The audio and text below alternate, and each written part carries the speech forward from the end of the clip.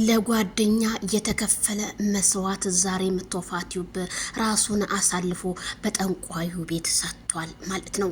ስለዚህ ትናንትና ጠፋ ብላችሁ ሚዲያውን ስታሸብሩት ኮሜንታተሮች አሁንም መጥቶ እንግዲህ ቶፋ መተውት ወርቋል ማለት ነው።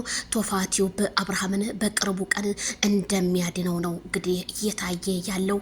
የሚሰራው ነገር በሙሉ እንግዲህ እዛ አብረው እንዳሉ ከዳሞቹ ምኖቹም አብረው ስለሆኑ እንዴት እዚህ ለብቻ ትመጣለህ ይሄንን ቤት ማጠቆመህ በማለት አብርሃም የተደገመበት ድግምት ነው።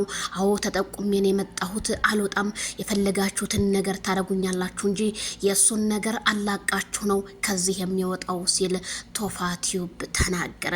ቶፋ ቲዩብን አንዳንድ ሰዎች ምን ያቃልና ብለው ሲተቹት የሚያውቁት ደግሞ ቶፋ ቲዩብ እኮ ስንቱን ያዳነ ነው ሲሉ ከአሜሪካ ስቴቱም ኦዲየንሶቻችን ሲናገሩ አይተናል።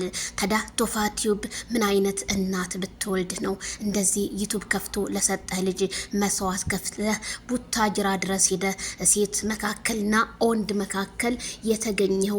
ዛሬ በጣም ከባድ ቢሆንም ግን ትናንትና ራሱን መተውታል። ዛሬ ደግሞ ወርቋል።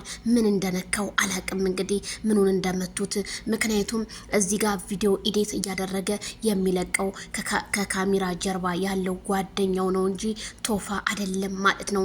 የዛሬው ቪዲዮማ በጣም ነው የሚያሳዝነው። አጭር ቪዲዮ 2 ደቂቃ ብቻ ናት። ከዛ በኋላ ግን ምን አርገውት ይሆን? ቶፋ ቲዩብ ግን እስካሁን እንዳልነቃ ነው ያየነው። ጥለውታል ማለት ነው። እንደጣሉት ነው ቪዲዮም የተቆረጠው።